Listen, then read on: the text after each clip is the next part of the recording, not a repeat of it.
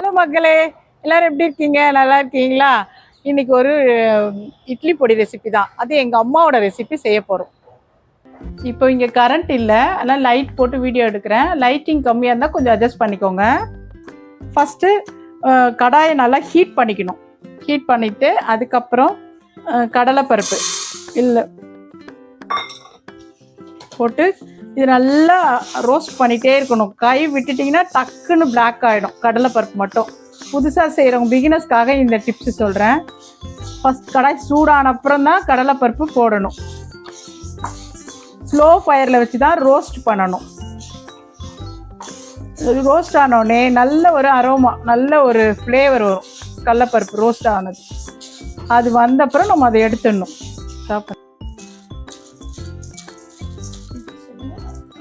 இது ரோஸ்ட் ஆகிடுச்சு. நல்ல அரோமா வந்துடும். கடலைப்பருப்பு ரோஸ்ட் ஆன ஃப்ளேவர் நல்லா வரும். ஒன்று ஒன்றும் வறுத்துட்டு அதில் கொட்டிக்கணும். நெக்ஸ்ட்டு உளுந்து, கருப்பு உளுந்து போட்டால் ஹெல்த்துக்கு ரொம்ப நல்லது, டேஸ்ட்டும் நல்லாயிருக்கும். என்கிட்ட முழுசாக இருக்குது, அதனால் நான் அதை யூஸ் பண்ணிக்கிறேன். உங்களுக்கு உடஞ்சது கடையில் விற்றா கூட உடச்ச கருப்பு உளுந்து கூட நீங்கள் வாங்கிக்கலாம். கடலைப்பருப்பு எவ்வளோ போடுறீங்களோ அதை விட 2 மடங்கு உளுந்து போட்டுக்கோங்க, அப்போ தான் நல்லாயிருக்கும். மொத்தமும் போட்டு ஃப்ரை பண்ணக்கூடாது, சரியாக ஃப்ரை ஆகாது. அதனால் கொஞ்சம் கொஞ்சமாக ஃப்ரீயாக இருக்கணும். அது ரோஸ்ட் ஆகிற அளவுக்கு கடாயில் ஃப்ரீயாக இருக்கணும். மொத்தமும் போட்டால் சரியாகவே ஃப்ரை ஆகாது, சரியாக வறுப்படாது.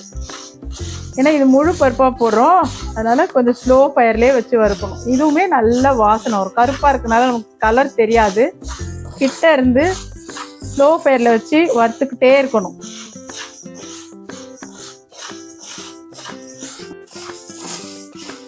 ரெண்டு கப்பு உளுந்த ஸ்ப்ளிட் பண்ணி ஃபஸ்ட்டு ஒரு கப்பு போட்டு ஃப்ரை பண்ணிட்டேன். இது ரெண்டாவது கப்பு. ஏன்னா ஒரேடியாக போட்டோம்னா நமக்கு நல்லா ரோஸ்ட் ஆகாது. ஸ்ப்ளிட் பண்ணி போட்டால் ரோஸ்ட் பண்ணுறதுக்கு நல்ல ஸ்பேஸ் கிடைக்கும். நல்லா எல்லா உளுந்தும் நல்லா ரோஸ்ட் ஆகும், அரோமாவும் நல்லா வரும். இப்போ தான் கரண்ட் வந்துடுச்சு. இப்போ கரண்ட் பல்புல வச்சுட்டு தான் ஒர்க் பண்ணுறோம். பேக்ரவுண்ட் அவ்வளோ ரொம்ப நீட்டாக இருக்காது. ஏன்னா நான் ஒர்க் பண்ணுற இடத்துல எங்களுக்கு ஒரு சிங்கிள் ரூம் கொடுத்துருக்காங்க. அந்த சிங்கிள் ரூம்லே தான் நான் இதெல்லாம் அரேஞ்ச் பண்ணி இந்த மாதிரி ஒர்க்லாம் பண்ணிகிட்ருக்கேன். இன்னும் போக போக வேணால் கொஞ்சம் மாடிஃபை பண்ணிக்கிறேன் நான். இப்போ இந்த 2வது உளுந்து ரோஸ்ட் ஆயிடுச்சு, நல்ல அரோமா வருது. இது எதுக்கு இப்படி கொட்டுறோன்னா, பெரிய தட்டில் கொட்டணும். என்கிட்ட இங்கே பெரிய பெரிய தட்டுலாம் இல்லை, அதனால் நான் பேப்பரில் கொட்டி ஆற வைக்கிறேன். ஆறின அப்புறம் தான் பொடி அரைக்க முடியும், அதுக்காக இதில் கொட்டுறேன். தனியானா காஞ்ச கொத்தமல்லின்னு சொல்லுவாங்க. இது போட்டால் ரொம்ப நல்லா இருக்கும், அரோமா நல்ல வாசனையாக இருக்கும். பொடியும் ரொம்ப டேஸ்ட்டாக இருக்கும். உங்களுக்கு பாடிக்கும் ரொம்ப குளிர்ச்சி. தனியா சேர்த்துக்கிட்டா ரொம்ப நல்லாயிருக்கும். இதுவுமே 2 பவுல் போடணும். நீங்கள் எதில் கடலைப்பருப்பு எடுக்கிறீங்களோ அதுலேருந்து 2 டம்ளராக இருந்தாலும் சரி, பவுலாக இருந்தாலும் சரி, இதை கொஞ்சம் கொஞ்சமாக போட்டு வறுத்துக்குங்க. ஒரேடியாக போட்டால் ஒழுங்காக ப்ராப்பராக ரோஸ்ட் ஆகாது, ஹோலாக இருக்கிறதுலாம். அதனால் கொஞ்சம் கொஞ்சமாக போட்டுக்கணும்.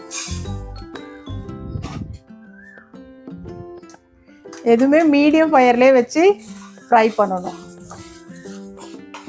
இதை ஃப்ரை பண்ணுறதுக்கு முன்னாடி வெயில் நாளில் சம்மர் சீசனாக இருந்தால் எல்லாத்தையும் இதை நல்லா க்ளீன் பண்ணிவிட்டு, ஒவ்வொரு பொருளும் கடலைப்பருப்பு, தனியா எல்லாத்தையும் நல்லா க்ளீனாக இருக்கான்னு பார்த்துக்கிட்டு எல்லாத்தையும் பவுலில் கொட்டி கொஞ்சம் நேரம் சன்லைட்டில் வச்சிடலாம்.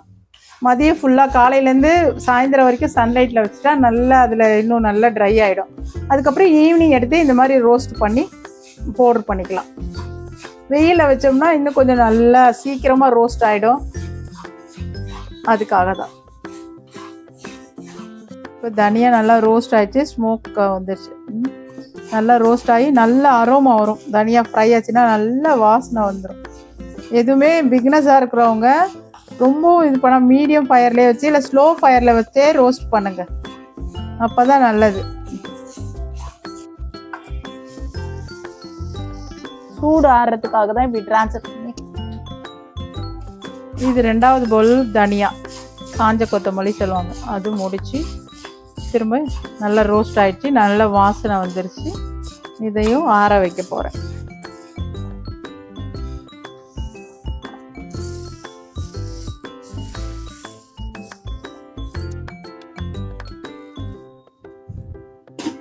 நெக்ஸ்ட்டு காஞ்ச மிளகா. இது கூட நீங்கள் வெயிலில் காய வச்சு எடுத்துட்டிங்கன்னா ஈஸியாக இருக்கும் வறுக்கிறதுக்கு.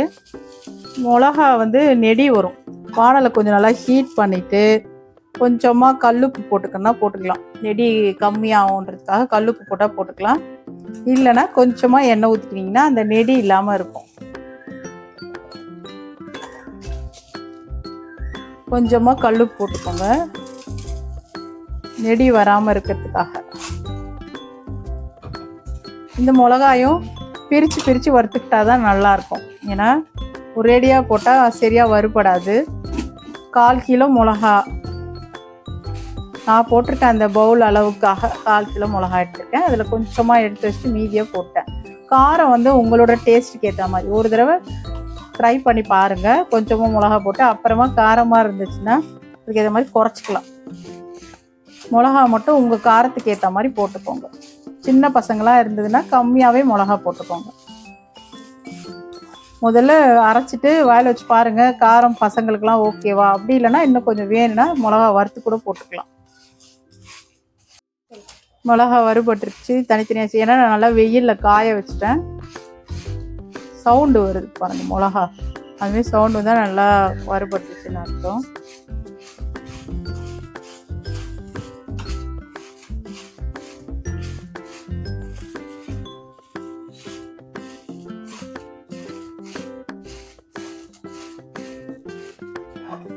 ட்ரான்ஸ்ஃபர் பண்ணிக்கலாம்.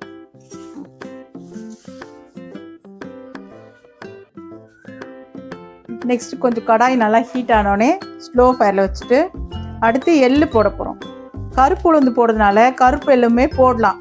சில ஃபஸ்ட்டு ட்ரை பண்ணுறீங்க அந்த கருப்பு எள்ளில் வந்து கொஞ்சம் டேஸ்ட்டு ஒரு மாதிரி கசப்பு இருக்க மாதிரி தெரியும். ஆனால் சிலர் பிடிக்காது. அதுக்காக நான் வெள்ளை எள்ளு போடுறேன். நாங்கள் எங்களுக்கு செய்யும் போது கருப்பு எள்ளு தான் போடுவோம். அது எள்ளு போட்டால் ரொம்ப டேஸ்ட்டாக இருக்கும். என்னோடய குவான்டிட்டிக்கு நான் 100 கிராம் போடுறேன். நீங்கள் எவ்வளோ எடுத்துக்கிறீங்களோ அதுக்கு ஏற்ற மாதிரி ஆஃப் பேக்கெட் போட்டுக்கலாம். இது 100 கிராம் 50 கிராம் கூட போட்டுக்கலாம். ஸ்லோ ஃபயரில் வச்சு தான் எள்ளுலாம் வறுக்கணும். ஏன்னா டக்குன்னு பொரிஞ்சு டப்புன்னு சத்தம் வரும். வெளியிலலாம் நிறைய போயிடும். அதனால் ஸ்லோ ஃபயர்லேயே ரோஸ்ட் பண்ணுங்க. எள்ளு நல்லா வறுபட்டுருச்சு. இந்த ரொம்பலாம் வறுக்கக்கூடாது, கருப்பாகவும் ஆகக்கூடாது. வாசனை வரும் இதுலேயும் நல்லா. எள்ளு ட்ரான்ஸ்ஃபர் பண்ணி ஆற வைக்கலாம். பொடிக்கு எப்போதும் கட்டி பெருங்காயம் போட்டால் தான் நல்லது. கட்டி பெருங்காயம் புதுசாக இருக்கவங்களுக்கு செய்ய வரணும்னா அதை நல்லா ஜவு மாதிரி ஆக்கி தோசைக்கல்லில் தோசை ஊற்றிட்டுக்கு லாஸ்ட்டாக இந்த கல்லில் போட்டு பரப்பிச்சிங்கன்னா நல்லா முறுமுறுன்னு ஆகிடும். அப்படி இல்லைன்னா ஈஸியானது பொடி பெருங்காய பொடி கூட கலந்துக்கலாம். இதில் நான் என்ன பெருங்காயம் வாங்கினா பால் பெருங்காயம்னு சொல்லுவாங்க, அது வாங்கியிருக்கேன். அதனால இதனால கொஞ்சம் நசுக்கிட்டு போட்டால் சாஃப்டாகவே இருக்கும். கொஞ்சோண்டு எண்ணெய் ஊற்றி லைட்டாக எண்ணெய் ஊற்றி பொரிச்சிக்கலாம்.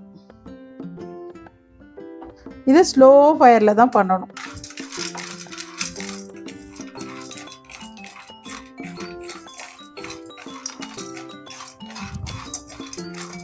கட்டி பெருங்காயத்தை விட பால் பெருங்காயம் ரொம்ப நல்லது. அது கூட ரொம்ப இழுத்து ஜவு மாதிரிலாம் வரும், கஷ்டம். இது பால் பெருங்காயம் வாங்கிக்கிட்டிங்கன்னா ரொம்ப ஈஸி. இது எல்லா டிபார்ட்மெண்ட் ஸ்டோர்லேயுமே கிடைக்கும்.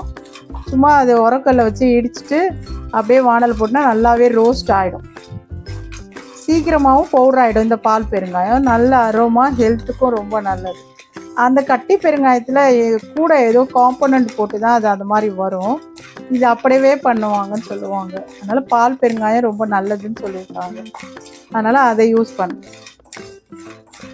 எனக்கு இது கொஞ்சம் ரொம்ப நாளாக நான் யூஸ் பண்ணுறேன். இது நல்லாவும் இருக்கும், வாசனையும் நல்லாயிருக்கும். யூஸ் பண்ணுறதுக்கு பொடி பண்ணுறதுக்கும் ரொம்ப ஈஸியாக இருக்குது.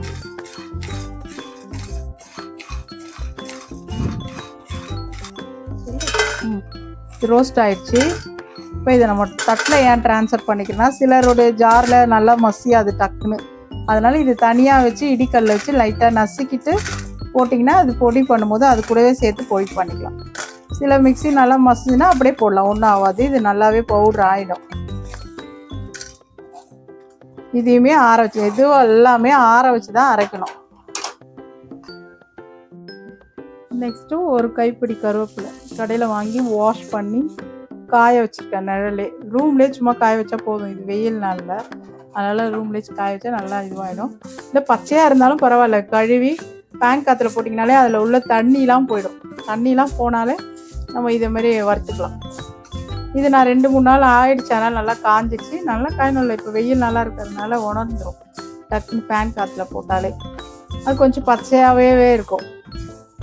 கொஞ்சோண்டு கருவேப்பிலை வாசனைக்காக இதை நல்லா வறுத்து நல்லா சவுண்டு வரும் பாருங்கள். நல்லா காஞ்சி நல்லா சவுண்டு வரும்.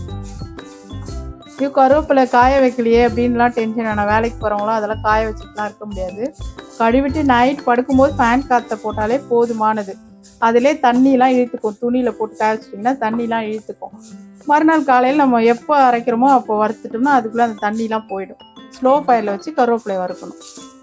ப்ரௌன் ஆக்கிடக்கூடாது. இதில் ஏற்கனவே நல்லா காஞ்சிருக்கனால சீக்கிரம் வறுப்பட்டுச்சு போதும். இது கொஞ்சம் கார்லிக் போட்டால் நல்ல வாசனையாக இருக்கும். 2 குண்டா போடணும். இது என்கிட்ட உதிர்த்து பூண்டு இருக்குது, அதனால் ஒரு அளவாக எடுத்துக்கிட்டேன். நான் வச்சுருக்க குவான்டிட்டிக்கு நீங்கள் கம்மியாக அரைச்சிங்கன்னா அதுக்கேற்ற மாதிரி கம்மியாக கார்லிக் போட்டுக்கோங்க.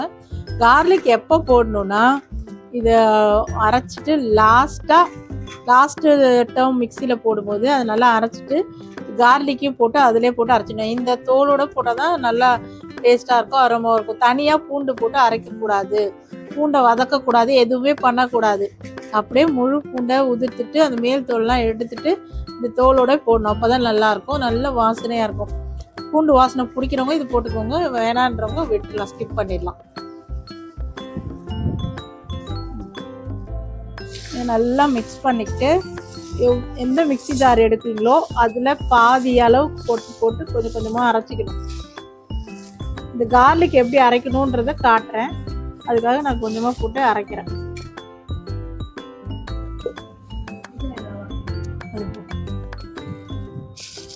பெருங்க ரொம்பவும் பொடி நைஸாக ஆகிடக்கூடாது, கொஞ்சம் கொரன்னு இருந்தால் தான் நல்ல டேஸ்ட்.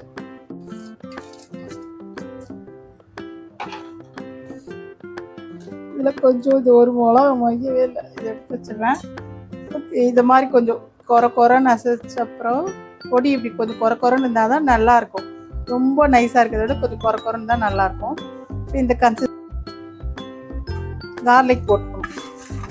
இப்படி தான் போட்டு அரைக்கணும், தனியாக கார்லிக் போடக்கூடாது. இந்த மாதிரி பொடி கொஞ்சம் அரைச்சிட்டு அதில் இந்த கார்லிக் போட்டு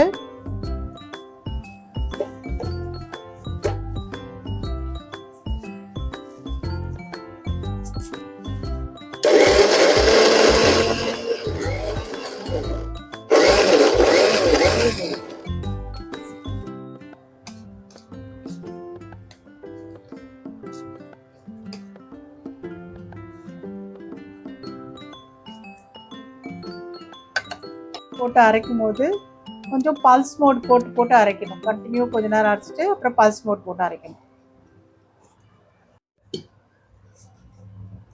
இதில் கொஞ்சம் இப்போ நிறைய கார்லிக், நம்ம பொடி கம்மியாக இருந்து கார்லிக் நிறைய, இன்னும் அந்த பொடியெலாம் அரைச்சி அதோடு மிக்ஸ் பண்ணிங்கன்னா சரியாயிடும்.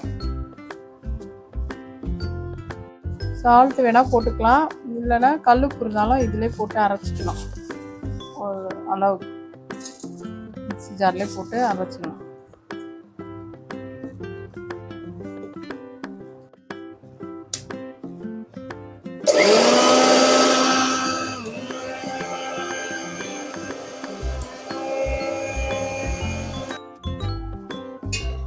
மொத்தமும் அரைச்சது மொத்தத்தையும் மிக்ஸ் பண்ணிக்கணும். நல்லா உப்பு போட்டது எல்லாத்தையும்